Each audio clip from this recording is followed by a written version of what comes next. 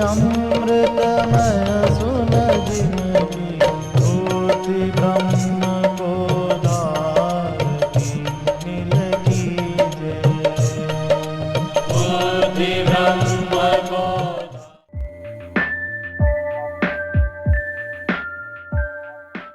श्री राम जय जय राम। श्री राम जय जय राम। श्री राम जय जय राम। सच्चिदानंद भगवान की, सनातन धर्म की। तीन अवस्थाएं आपने अनुभव की हैं। एक अवस्था है जब ये भौतिक देह आपके साथ होता है और यहाँ रहते हैं और किसी न किसी तरह का व्यवहार लोगों के द्वारा आपका होता है। पत्नी, पति, पिता, भाई, पुत्र, देश, पार्टियां, व्यक्ति, मित्र, कोई न कोई तरह का आपका संबंध है। दूसरा होता है स्वप्न। स्वप्न में आपकी अंतर्वासना के अनुसार जगत ऐसा ही होता है, पर जागृत में जो वासनाएं, इच्छाएं पूरी नहीं की या जो बिल्कुल जिनसे बचते थे, जिनसे हम बचते हैं या जिसको हम चाहते हैं, दोनों स्वप्न में आ जाते हैं। दो चीज़ें ही हमें पकड़ती हैं, राग और द्वेष। जिसको हम बहुत चाहते हैं या तो वो स्वप्न हो जाता है, जैसे जवानों को काम संबंधी स्वप्न, और डरपोक आदमी को भय संबंधी स्वप्न, और भय के साथ भी कभी कभी बचाने वाले का भी स्वप्न होता है। एक व्यक्ति को ध्यान में ऐसा अनुभव हुआ कि सांप आ गया। उस सांप से डरकर भागना चाहता है, इतने में भगवान आ गए।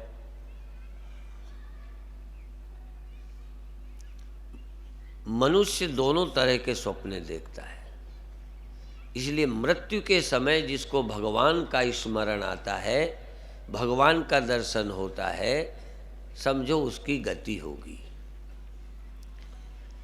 बीमार आदमी को भी कुछ ख्याल उठने शुरू हो जाते हैं। कई बार बताने लगते हैं कि अभी थोड़ी देर को मैं मर गया था या देह छोड़ गया था, मुझे भगवान मिले, भगवान ने ये कहा। वो एक बीमारी में मन कमज़ोर होता है तो कुछ न कुछ ख्याल आता है। किसी को यमराज दिखते हैं, किसी को भगवान दिखते हैं। तो एक अवस्था होती है स्वप्नों की, और उसके आगे एक अवस्था होती है जहां तुमको कुछ पता नहीं होता। ना आपको अपनी मैं का पता कि मैं स्त्री या पुरुष हूँ, या मैं मनुष्य हूँ, ये जानवर है। तुम खुद ही कुछ नहीं होते। नींद की वो अवस्था जहाँ आप खुद ही कुछ नहीं होते, पता ही नहीं होता। और जब तुम ही नहीं होगे तो और क्या खड़ा करोगे। वेदांत का एक सिद्धांत है, अध्यारोप और अपवाद। जैसे मिट्टी में ही सब कुछ बनाया, घड़ा, मकान मिट्टी में बनाया, तो जिस मिट्टी में बनाया वो मिट्टी में एक तरह से आरोपित हैं या कल्पित हैं, और वो कुछ दिनों के लिए हैं, फिर वो गिर जाते हैं, मिट जाते हैं, फिर मिट्टी रहती है। मिट्टी अधिष्ठान है, और जितनी चीज़ें बनी वो उसमें अध्यस्त हैं। मिट्टी सत्य है, और जो चीज़ें बनी वो कल्पित हैं। तो अध्यारोप और अपवाद, जो भी आप आरोप करोगे वो अपने में करोगे। मैं ये हूँ, मैं वो हूँ, मैं ऐसा हूँ, मैं गरीब हूँ। कोई भी आरोप आप करोगे तो आप होगे अपने आप को ही बना लोगे। जैसे मिट्टी को ही घड़ा बना दिया, मिट्टी को ही मकान बना दिया। तुम अपनी सत्ता में ही गरीबी, अपनी सत्ता में ही और तरह के भाव, अनुभूतियाँ पैदा करोगे और कुछ देर में वो खो जाती हैं या परिवर्तित हो जाती हैं। नींद एक ऐसी अवस्था है जहाँ जितना तुमने स्वप्न या जगत अध्यारोपित किया था, नींद में सब लय हो जाता है। और यहाँ तक अपनी सत्ता में अपने मैं के ख्याल का भी ख्याल नहीं रहता। नींद में ख्याल पूर्वक, स्मरण पूर्वक मैं सोया हूं, ऐसा आरोप, ऐसा ख्याल नहीं रहता।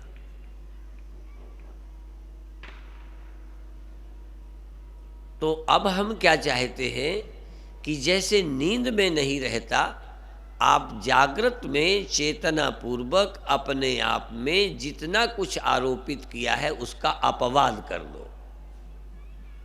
अपवाद छोड़ दो, त्याग दो।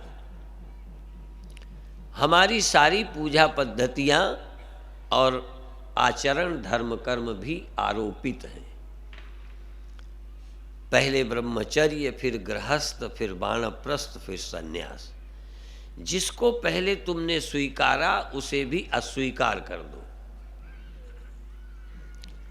वेदांत क्या कहता है? पहले तुमको बताया, चोटी रखाई, जनेऊ पहनाया, तुमको ब्राह्मण बनाया, क्षत्रिय बनाया, वैश्य बनाया, शूद्र बनाया, कुछ बनाया, पत्नी बनाया, पति बनाया। अच्छा, आप बने बनाए आए थे या बने हो बीच में?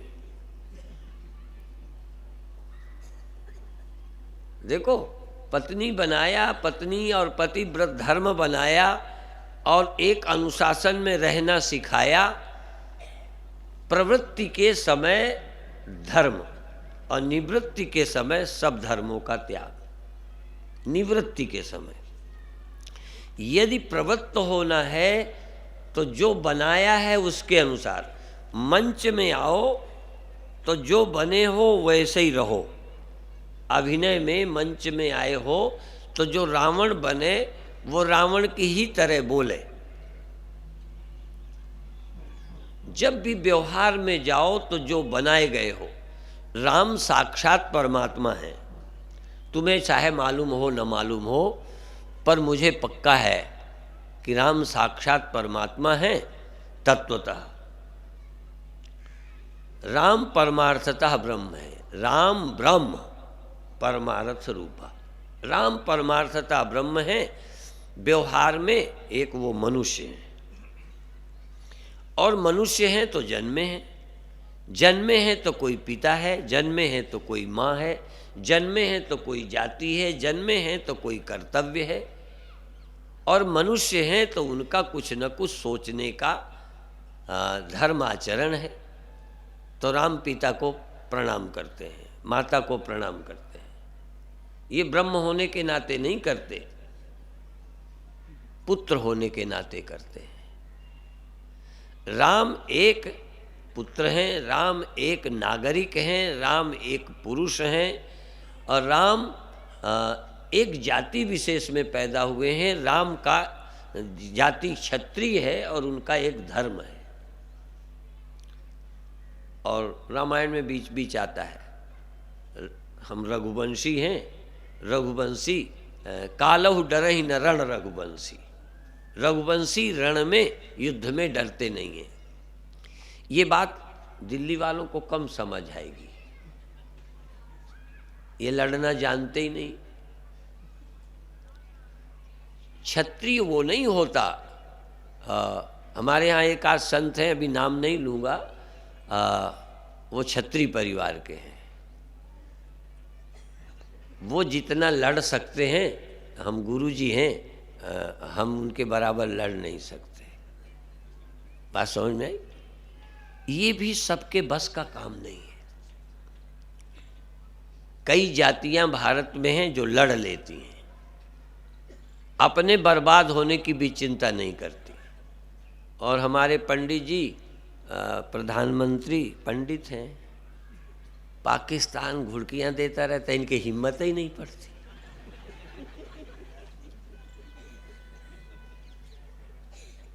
लड़ने के लिए चाहे कुछ हो, ये गंवार लोग लड़ते हैं, घर बिगड़ने की परवाह नहीं करते। घर बर्बाद हो जाता है, मर जाते हैं, फांसी पे लटक जाते हैं, कानून को ताक में धर के लड़ते। लड़ने वालों को, हिम्मतियों को लड़ने का बहाना चाहिए। अटल बिहारी यदि छत्री होते, छत्री का मतलब जाति भर के नहीं, आजकल तो छत्री भी बनिया है, कहाँ ठाकुर है। बीच में बीपी सिंह आए थे, वो भी लगभग हिजड़ा ही समझो, कोई खास काम थोड़ी किया, कोई क्षत्रिय थोड़ी थे। हम बहुत दिन मनाते रहे क्योंकि हमें पंडित लगातार मिले। पहले प्रधानमंत्री पंडित, फिर पंडित। अब वो मन मनाता था, सच कहता हूँ, मैं मंच से कह रहा हूँ बिल्कुल दिल से, कि कभी इस देश को क्षत्रिय प्रधानमंत्री मिले जो पाकिस्तान की ऐसी तैसी कर दे। लेकिन वो आया बीच में तो वो भी बस बनिया ही निकला। तुम बुरा नहीं मानना जो बनिया बैठे हो, बनिया होना बुरा नहीं है, पर ठाकुर का बनिया होना बुरा है। देखो, स्त्री होना बुरा नहीं है, स्त्रियां, हम स्त्री ना होते तो, अरे स्त्री होना बुरा थोड़ी है, पर किसी नर का स्त्री होना वह हिजड़ा ही है, फिर क्या है। इसीलिए किसी ठाकुर को यदि बनिया कह दो तो अपमान है। असल में नारी का नारीत्व धर्म है, पुरुष का पुरुषत्व धर्म है। तो राम क्षत्रिय परिवार में है। कालहु डरहि न रण रघुवंशी, रघुवंशी काल को भी नहीं डरते। कालहु डरहि न, मृत्यु सामने हो, बचने का कोई आसार ना हो, तो भी वो डरते नहीं। लोग रडार तोड़ने वाले, दूसरे के विस्फोट करने वाले, अरे वो चाहे हमारे विरोध में हैं, लेकिन उनके जज्बात देखो कि अपने को नष्ट करके अमेरिका का भवन ध्वस्त कर सकते। सवाल मेरे और तुम्हारे नहीं, वीरता का जब लक्षण करूंगा तो वीरता यही है कि अपने मर जाने की चिंता न करे, फिर भी जो काम करना है करे, उसे क्षत्रिय बोलते हैं। किसी जाति में हो, हमारे देश को अभी वीर कोई प्रधानमंत्री नहीं मिला। हम लोग सोचते थे कि इस बार कुछ निपट जाएगा, पर नहीं निपटा, सेनाएं वापस आ गई। इनसे यही आशा है, पंडितों से ज्यादा और आशा कर भी क्या सकते हैं।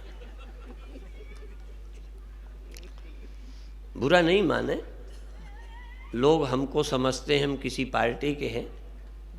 हम तो पार्टी के नहीं हैं, इस देश के हैं, इस संस्कृति के हैं और अपनी वैदिक चिंतना के हैं। उसका जो काम करता है उसके साथ हो जाते हैं, और जो उसके साथ नहीं रहता उसका साथ छोड़ देते हैं। हम लोगों का काम है, हाँ, इस देश के गौरव को, राम अपनी प्रतिष्ठा, दशरथ के विषय में भी आता है कि सीता हरी गई हैं, ये संदेश दशरथ को नहीं देना, क्योंकि वो तड़प तड़प कर पुत्र के वियोग में प्राणों को छोड़ दिया था। तो कहते तुम अभी बताना मत, यदि मैं हूँ तो एक दिन इन्हीं का परिवार वहाँ जाके बताएगा कि हमारी क्या हालत की है राम ने। हाँ, मैं राम हूं तो ये बताएंगे जाकर। मैं सीता के चुराने का संदेश या इस तरह भटकने का संदेश नहीं देना चाहता। तो इस देश के भी लोग, हाँ, यदि हिम्मती होते ना तो पाकिस्तान एक दिन, हाँ, भारत के चरणों में झुकता। ये लोग थोड़े से आतंकवादी आफत मचाए रहते हैं और इस देश की बाकी पार्टियां बेवकूफ़ी करती हैं। इतने उपद्रव वो करते हैं तो कोई चर्चा नहीं करता, पर यदि एक जरा सा कांड हो गया गुजरात तो आफत मच गई। क्या इस देश को आप हिजड़ा बनाना चाहते हैं? बुद्ध हुए बहुत महान थे, महावीर बहुत महान थे, उनके हम सदा ऋणी रहेंगे, लेकिन जो बुद्ध से नुकसान हुआ वो आज हम भोग रहे हैं। बुद्ध ने समाज को केवल अहिंसा का संदेश देकर हिजड़ा बनाने का काम किया। बुद्ध हो सके हो न हो सके हो, हम नपुंसक जरूर हो गए। आवश्यकता है इस देश को ऐसी शिक्षा की कि ईंट का जवाब पत्थर से दे सके। राम और कृष्ण केवल ब्रह्म ही नहीं है, ये सोच लो भाषा। राम ब्रह्म हैं, लेकिन राम दशरथ पुत्र भी हैं, कौशल्या नंदन भी हैं, राम देश के नागरिक भी हैं। और मैं कई बार पत्रकार हमसे पूछ लेते हैं, आप राम जन्मभूमि की बात करते हो, तो हमने कहा क्या करें फिर, लेकिन आप तो परमात्मा की कथा करो। लोग समझते हैं परमात्मा की कथा संसार को छोड़कर है। राम ब्रह्म है। अभी हमारे तो कई लोग ब्रह्म हो जाएं तो आदमी बिल्कुल ही नहीं रह जाते। राम ब्रह्म है और राम दशरथ पुत्र हैं। राम भरत के भाई हैं, राम के भाई हैं। राम का ये देश है, राम की अयोध्या है। भाई जागृत में ये है, नींद में नहीं है।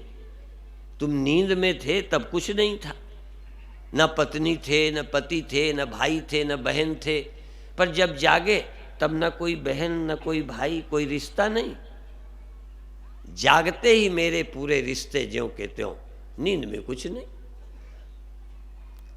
तो जब हम जगत में हों, व्यवहार में हों, तो भी हम कुछ हों। जब हम परमार्थ चिंतन करें तब हम आदमी नहीं हैं। ना हम मनुष्यों, न च देव यक्षो, न ब्रह्मचारी ग्रही बनस्थो। फिर क्या हो? भिक्षुर न चाहम, मैं सन्यासी भी नहीं हूँ। सन्यासी होना भी चौथा आश्रम है, ये कोई ब्रह्म की बात नहीं है। लेकिन यदि ब्रह्म चिंतन के अलावा तुम कुछ हो तो फिर सन्यासी हो, तो तुम गृहस्थ हो, तो तुम भाई हो, तुम बहन हो, तुम पत्नी हो, तुम माँ हो। यदि गहरी नींद में नहीं हो, जरा ध्यान देना, नींद इसलिए बोल देता हूं कि नींद और ब्रह्म में जरा सा फर्क है। जो नींद में नहीं रहता वही ब्रह्म ज्ञान में नहीं रहता। फर्क क्या है? नींद वाला ब्रह्म नहीं होता, ज्ञान वाला ब्रह्म होता है। और कुछ नहीं होता ब्रह्म के सिवा। कोई घड़ा ज्ञानी होगा तो मिट्टी के सिवा कुछ नहीं है, केवल मिट्टी है घड़ा।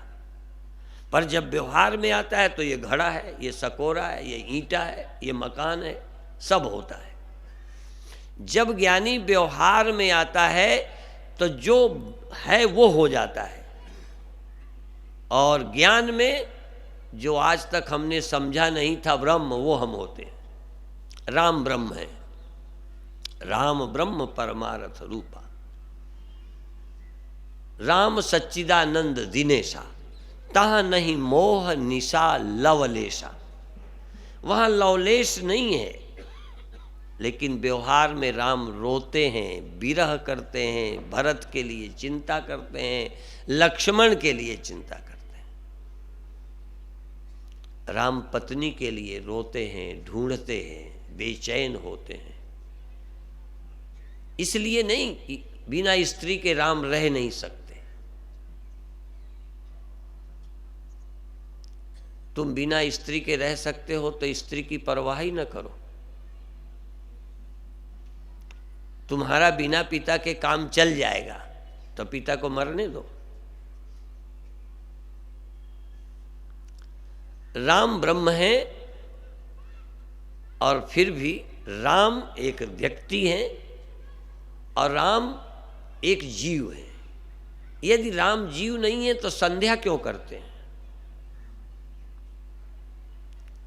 संध्या करन चले दो भाई, और राम ने की हो या न की हो। और भी बता दूं, पर तुलसीदास ने राम से संध्या करवाई जरूर है, जरा ध्यान रखना। तुलसी ने राम से संध्या बंदन करवाई, तुलसी ने राम से ऋषियों के चरण स्पर्श कराए।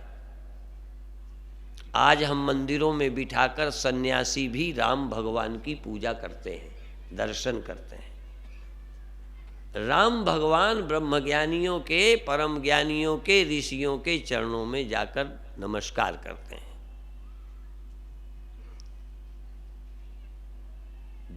रघुकुल नाथा, किन दंडवत रघुकुल नाथा। कहते तो हैं कि जैसे डंडा गिरता है, ये प्रणाम का रिवाज था पहले।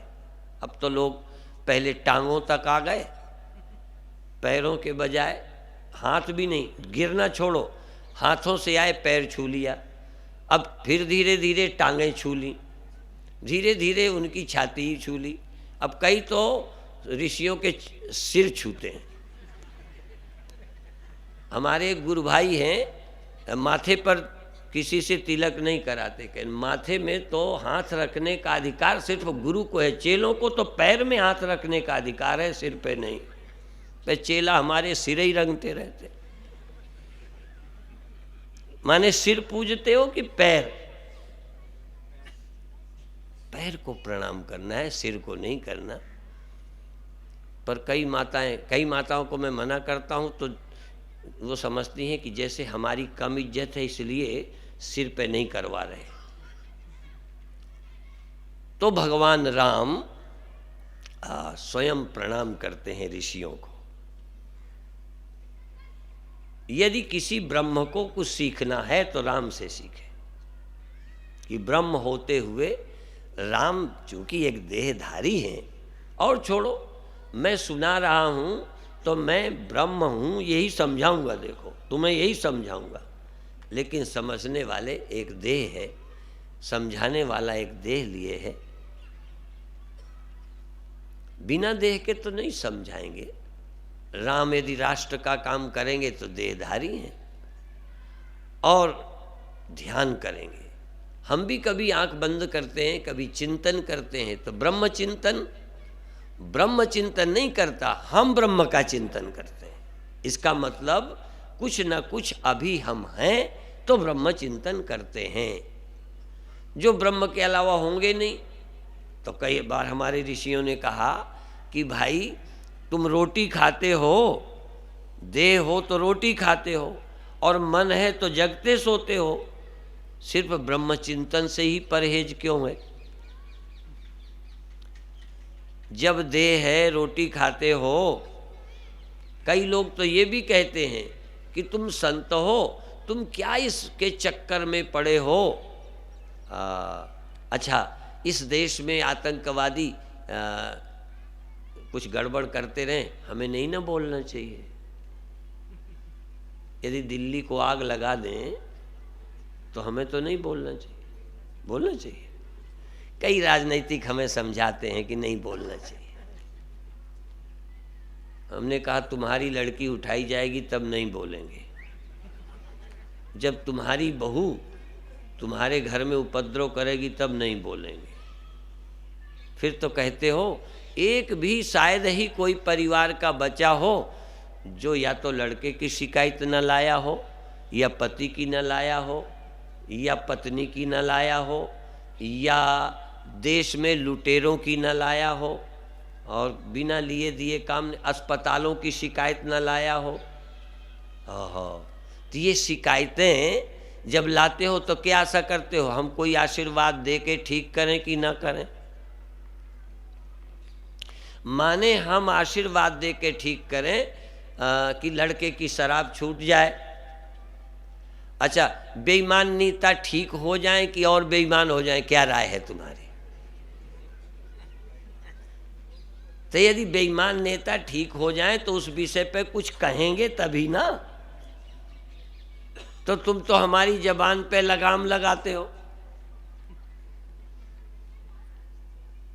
तो मैं ये कहना चाहता हूँ कि जो ब्रह्म हैं, हम तो ब्रह्मता को प्राप्त करते हैं।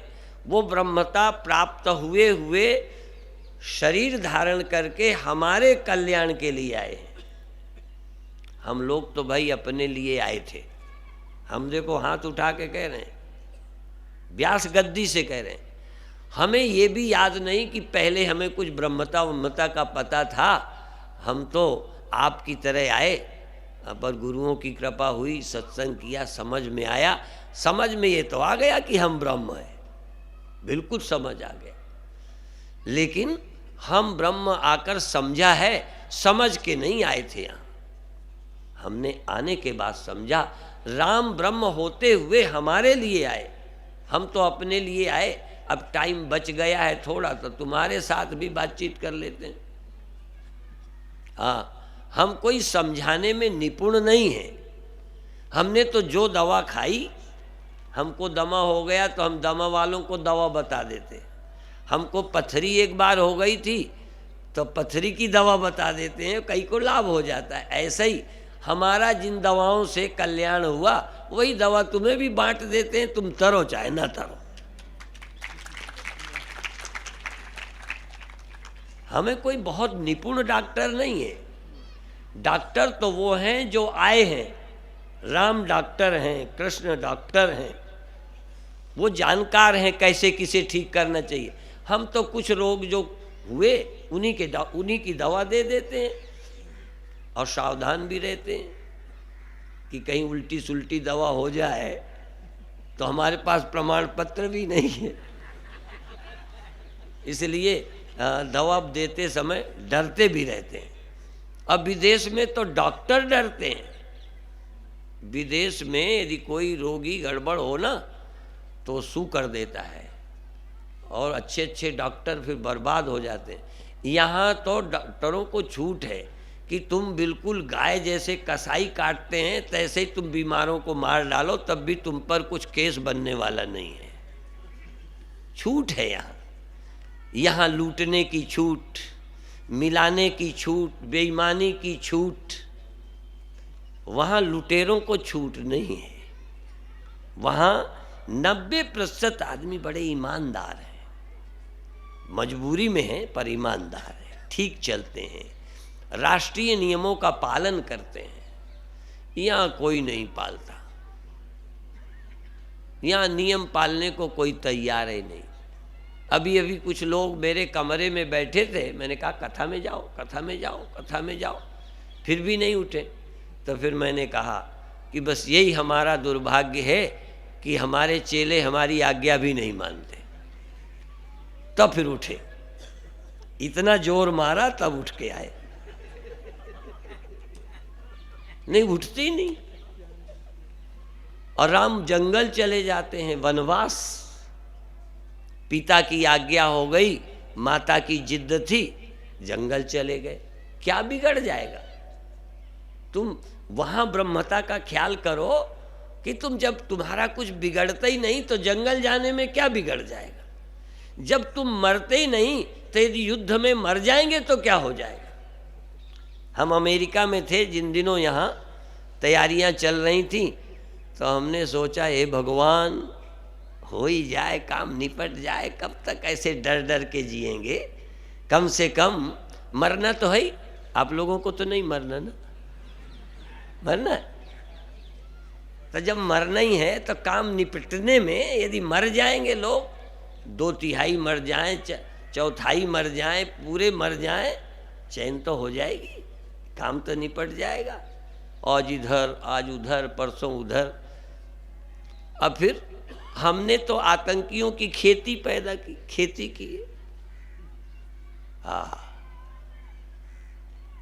और पहले भी एक समय आतंक चलता था, तो हमारे देश की मिलिट्री की बड़ी हिम्मत है।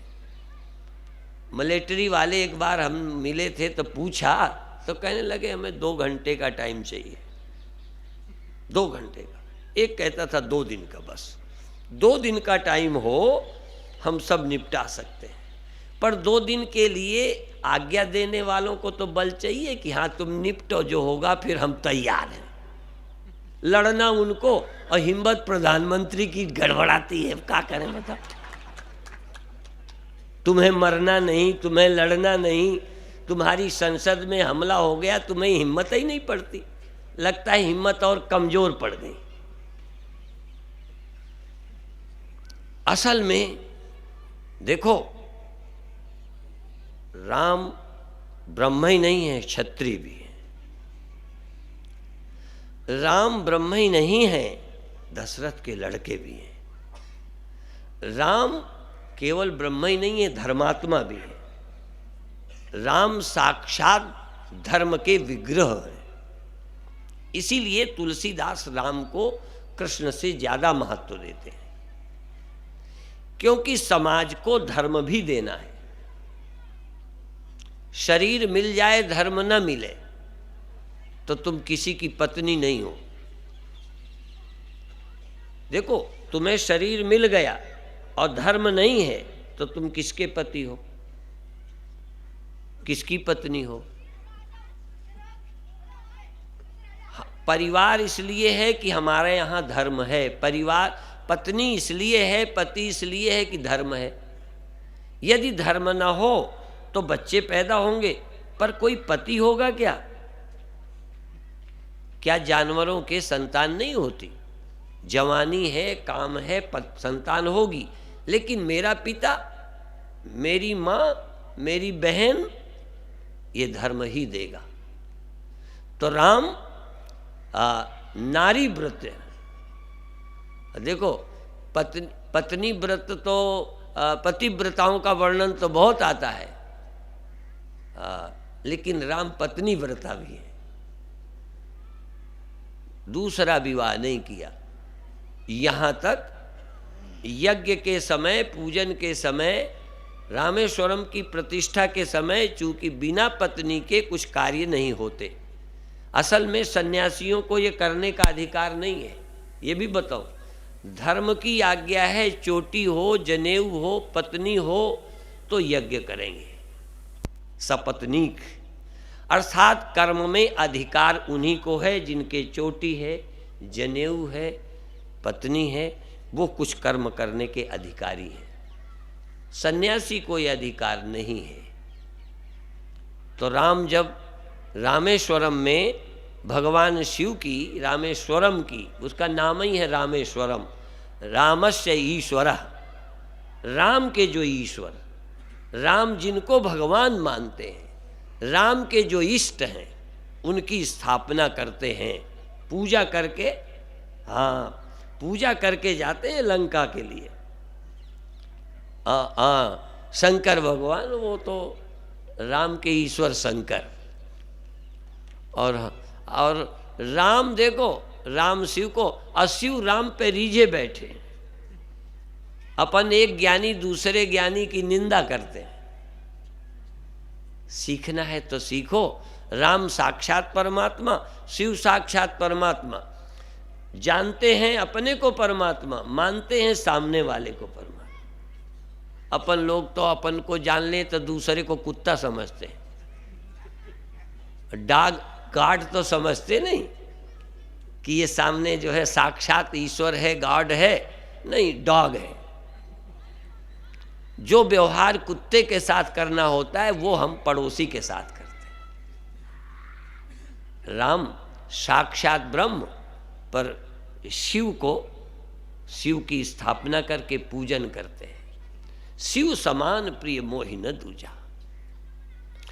और भगवान शिव, राम के पीछे पार्वती को शक है, कितना बताएं।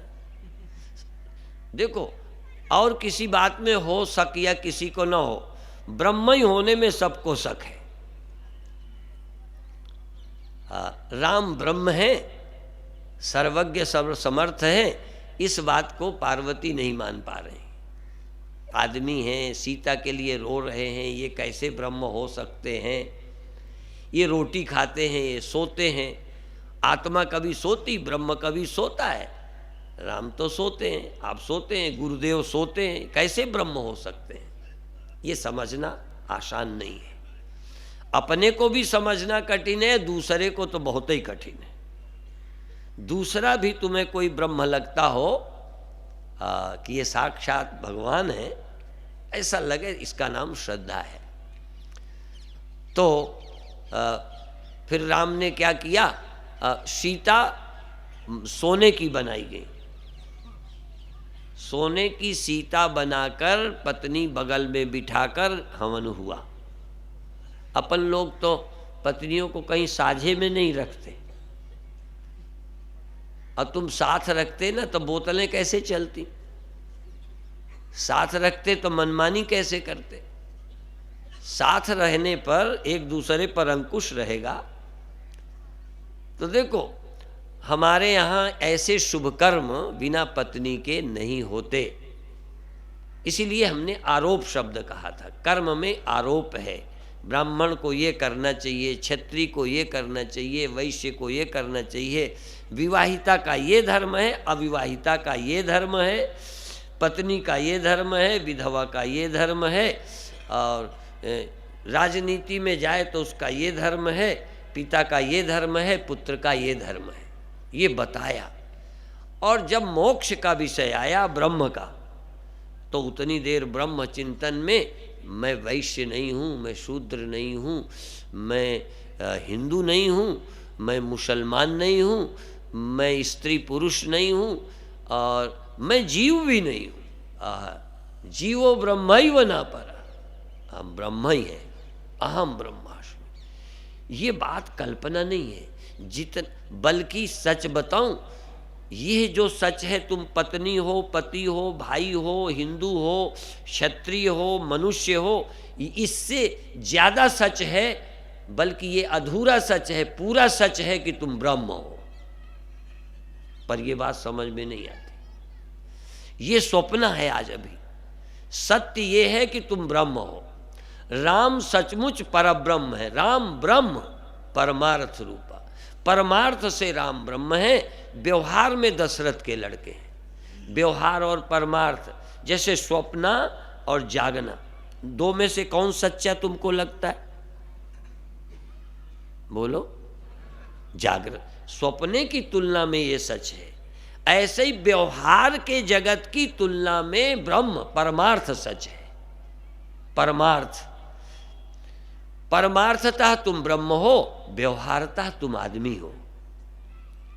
तो व्यवहार में हम आदमी रहेंगे और चिंतन में हम ब्रह्म रहेंगे। इसलिए भावाद्वैतम सदा कुर्यात्, क्रियाद्वैतम न करहि चित्। भाव का अद्वैत तो करना चाहिए, क्रिया का अद्वैत नहीं करना चाहिए। व्यवहार में द्वैत, इसीलिए राम व्यवहार में वही करते हैं जो करना चाहिए। असल में कई लोग परमार्थ और व्यवहार का खिचड़ी बना देते हैं। मेरे गुरुदेव कहते थे, कर दई सानी मानी, खोए दई जिंदगानी, कैसी करी नादानी, खोए दई जिंदगानी। नादानी क्या की? कहन खिचड़ी कर दिया परमार्थ और व्यवहार को। ब्रह्म तुमको परमार्थ में कहा था, व्यवहार में तो तुम आदमी थे, एक पुत्र थे। तुम कहो ओ कोई पिता नहीं, कोई पुत्र नहीं। आहा, रोटी है पिता नहीं है, ठंडी गर्मी है पिता नहीं है, मेरा आश्रम मेरी जायदाद है, पर भगवान नहीं है। क्या गजब की बात है। कभी सोचो, जब तुम खाते हो, तुम्हारा देह है, तुम स्त्री पुरुष हो। जब स्त्री पुरुष हो तो किसी की बहन हो, किसी की माँ हो, किसी की बेटी हो, किसी की पत्नी हो, तुम देह हो, तो सबके पति तो नहीं हो। क्यों भैया? हाँ, सबके पति हो। सही बता दो, नहीं हो। हाँ, नहीं हो और होना भी नहीं चाहिए। पति तो उसी के होना चाहिए जिससे ब्याह किया है। बाकी जो तुम्हारा धर्म है, ये धर्म है, केवल नेचर नहीं, धर्म, प्रकृति नहीं, संस्कृति। बिना धर्म के हमारी प्रकृति काम करेगी, परंतु धर्म होगा तो हमारी संस्कृति धर्म काम करेगा। इसीलिए बहन, देखो जवान भैया जवान बहन है, घर पे रहते हैं, वहाँ भी खतरा है क्या? क्यों नहीं है? धर्म है। और धर्म ऐसे नहीं, घूटी में जब हम जन्मे थे तब से हमें बताया गया कि ये बहन है, ये माँ है, ये पिता है, तुम क्षत्रिय हो, तुम पंडित हो, तुम ये हो, हाँ तुम्हारा ये। और एक माँ अपने बेटे को घूटी में सिखाती है। बल्कि जब शादी की थी तभी से तय किया था कि इस शर्त पर मैं आपसे शादी करूंगी कि जो संतान होगी बचपन में मेरे पास रहेगी। क्या गजब है। पति से पत्नी ने शर्त की थी कि शादी मैं करूंगी, लेकिन शर्त यह है कि जो बच्चा मेरे पेट से पैदा होगा पहले शिक्षा देने का अधिकार मुझे होगा। और हर बच्चे को उसने ब्रह्म ज्ञान दिया। उसका नाम था मंदालसा। मंदालसा ने अपने बेटों को जन्म से कि ये देह माया का है, तू देह नहीं है, तू इंद्रियां नहीं है, तू अलग रहने वाला कोई इस देह में बैठा जीव नहीं है, तू वो है जिसमें सारा संसार रहता है। ये बच्चों को जन्मते अपने सिखाया और कहा मेरे पेट से पैदा होकर मेरा बच्चा दूसरे के पेट से पैदा नहीं होगा, अर्थात मुक्त हो जाएगा। ये प्रयत्न किया था माँ ने। और 7 संतानों को ज्ञान देकर जंगल भगा दिया। तब राजा ने, पति ने निवेदन किया कि एक पुत्र को तो राज्य करने के लिए रहने दो। तो पत्नी मान गई, लेकिन ये कहा कि एक ताबीज में कुछ बातें लिखकर लड़के को दे दी कि जब तुम पर संकट आए तो ये खोलकर पढ़ना। और संकट तो संसार तो संकट से ही भरा हुआ है। ये मरना, ये जीना, ये हार, ये जीत, ये लाभ और हानि, बस इसी में दुनिया है। अध्यात्म लाभ हानि से ऊपर ले जाता है, भय चिंताओं से परे ले जाता है। जन्म मरण और ये मेरा तेरा ये देख रहे हैं, ये तो जैसे हजारों घड़े हों और ये घड़े स्वप्न है, मिट्टी सच्ची है। पर लोगों को घड़े घड़े नजर आते हैं, मिट्टी का पता ही नहीं। यहाँ मिट्टी का अर्थ जो ब्रह्म है वो तो अदृश्य है, अविज्ञात है, ब्रह्म का पता ही नहीं चलता जो है। और जो बने हैं ओ ये सारी सृष्टि नजर आती है। सृष्टि सृष्टि दिखती है, सत्य नहीं दिखता। संसार दिखता है, ईश्वर नहीं दिखता। रचना दिखती है, रचयिता नहीं दिखता। स्वप्न दिखता है, सत्य नहीं दिखता। जैसे स्वप्न जागने के बाद खो जाता है, एक हमको व्यवहारिक यह जगत मिल जाता है, ऐसे इस जगत में जिसकी आंख खुलती है उसको ब्रह्म मिल जाता है। जागना माने ब्रह्म की प्राप्ति। ब्रह्म की प्राप्ति का नाम जगना है। और बिना ब्रह्म प्राप्ति के जो भी कुछ देखते हैं ये व्यवहार मात्र है, माया मात्र है, सृष्टि है, रचना है। झूठ नहीं कहो, झूठ कहने में डर लगता है, पर बनाया तो है। कुम्हार ने घड़ा बनाया है कि बनाया भी नहीं, बनाया है। परंतु काम भी आता है कि नहीं आता? काम भी आता है, पर सदा रहेगा? रहेगा कौन? मिट्टी।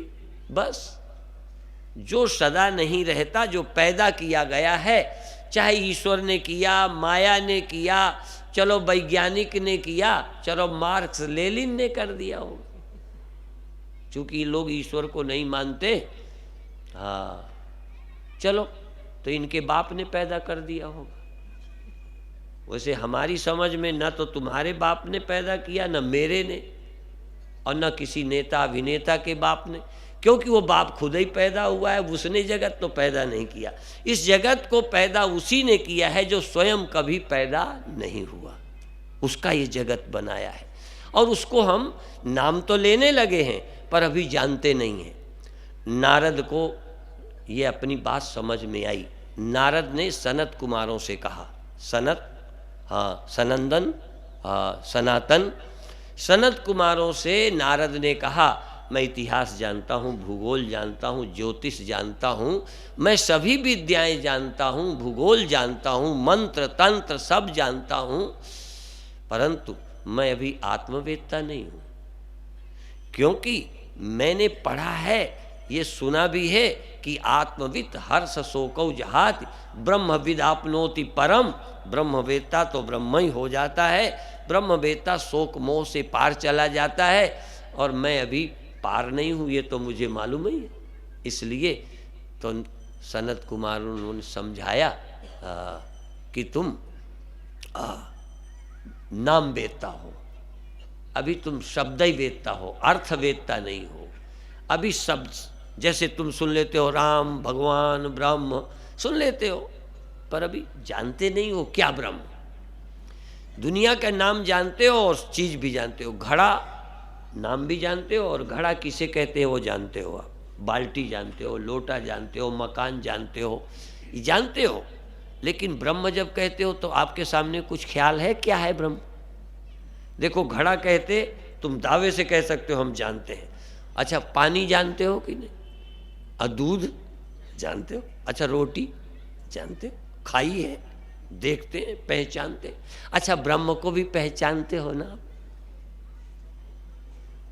बस सारी कथाएं समझ में आती हैं, बस राम की कथा समझने में नहीं आती। और वैसे तो कहते हैं समझत बने न जाए बखानी, ये भी अर्थ है कि कहते तो हैं पर समझ में नहीं आती, या ये भी कह सकते हैं कि कहते नहीं बनती पर समझने वाले समझ लेते हैं। कहते तो नहीं बने, सुनो कथा, सुनो अकथ कहानी, अब समझत बने न जाए बखानी। कई बार ना दोनों तरफ लगता है। देहली दीपक जो होता है, देहली में दीपक रखा हो तो इधर भी लग जाता है, उधर भी लग जाता है। समझत बने ना जाए बखानी, न तो कहते ही बने न समझते ही बने। सुनो तात यह अकथ कहानी, ये अकथ कहानी सुनो, सुनो तात, तो कहना तो है तभी तो सुने। और कहते क्या है? समझत बने न जाए बखानी, न तो कहते ही बनती है न समझते बनती है, फिर भी सुनो। और यदि ये कथा समझ में आ जाए ना तो फिर और कोई कथा समझने की जरूरत भी नहीं है। ये ऐसी कथा है, संपूर्ण व्यथाओं को, चिंताओं को मिटा देती है, संपूर्ण भ्रमों को तोड़ देती है। इस कथा में इतनी शक्ति है। और तो राम क्या है, ब्रह्म क्या है? राम देखो आदमी भी हैं, ये नहीं आदमी भी हैं, पर राम केवल आदमी नहीं है, नहीं तो फिर आज गए वो तो। फिर हमें अयोध्या का आंदोलन ही ना करना पड़ता। हाँ राम वहीं बैठे होते। अब ये जो कोर्ट वाले कहते हैं खुदवा के देखेंगे, और कई लोग कहते हैं क्या गारंटी कि राम यहीं पैदा हुए थे, तो जिंदा होते उनकी माता होती तो बता देते कि यहाँ यहीं पैदा हुए थे। वैसे तो जब कोई सबूत मांगता है ना तो हम कह देते हैं कि वाराणसी चले जाओ जज महोदय, हाँ न्यायाधीश महोदय चले जाओ, तुम्हें सबूत खोद के थोड़ी देखने पड़ेंगे, खुले सबूत हैं। और तमाम मंदिर ढाए पड़े हैं, किसने गिराए हैं? राणा प्रताप ने गिराए हैं, पृथ्वीराज ने गिराए हैं, शिवाजी ने गिराए हैं, हाँ अटल बिहारी ने, नरसिंह राव ने, किसने गिराए? ओ कितने सालों पहले भाई गुरदास जी ने उन ग्रंथों में लिखा, ठाकुर द्वारे ढाए के, ठाकुर द्वारे ढाए के ते थोड़ी मसीत उसारा, मारन गऊ गरीबनु पृथ्वी ऊपर पाप बिथारा। ये लड़ने झगड़ने, मारने पीटने, लूटने, मंदिर गिराने की संस्कृति हमारी नहीं है। और जब लोग हिंदू को सांप्रदायिक कहते हैं, आजकल बड़ा चल रहा है, कौन जीता? कट्टरवाद जीता, हिंदू जीता। हिंदू नहीं जीता, ये मुसलमानों की उपद्रव की प्रतिक्रिया जीती है। हिंदू आज भी अभी एक नहीं है। मैं दावे से कहता हूँ हिंदू जिस दिन एक हो जाएगा उस दिन सब समस्याओं का समाधान अपने आप हो जाएगा। हिंदू एक ही तो नहीं है, जब पीटता है तो थोड़े दिन को एक होता है। कई बार संत कहते थे कि हिंदू बड़ा मोटा तवा है, ये गर्म नहीं होता, गर्म हो जाए तो ठंडा नहीं होता। मैंने कहा ये हिंदू है जो बड़ा हल्का तवा है, 1 मिनट में गर्म होता है, दूसरे मिनट में ठंडा हो जाता है, कहीं ये गरम गुरुम नहीं रहता। यदि ये गरम रहता तो कोई समस्या हिंदू समाज में पैदा ही न होती। हम जरूर चाहते हैं कि तुम हल्के तवा मत बनो।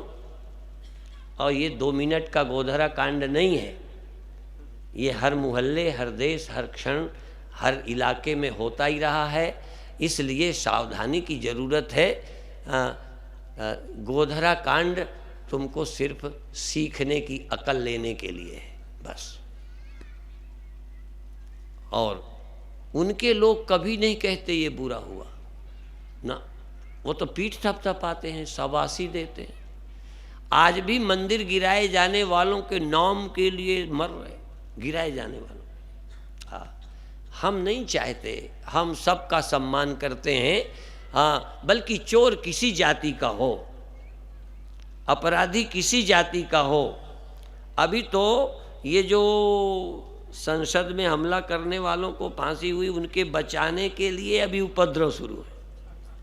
अब इनसे ज़्यादा राष्ट्रभक्त और कौन हो सकता है? जरा अन्य पार्टियों से भी पूछो, यही है ना जो न्यायालय के फैसले के विरुद्ध भी उनको फांसी न दी जाए के लिए मांग कर सकते हैं। ऐसे महान आदमियों के लिए इससे ज़्यादा महान कौन और हो कौन सकती है? हिंदू कैसे इनकी बराबरी कर सकता है? ये हिंदू को सांप्रदायिक कहने वाले लोग कहते हैं शर्म करनी चाहिए। हमने कहा शर्म हम क्या करें? शर्म करो तुम जो आतताइयों का पक्ष लेते हो। हाँ, राम का आदर्श, राम को आदर्श के रूप में गोस्वामी जी ने प्रस्थापित किया, जो धर्मात्मा है।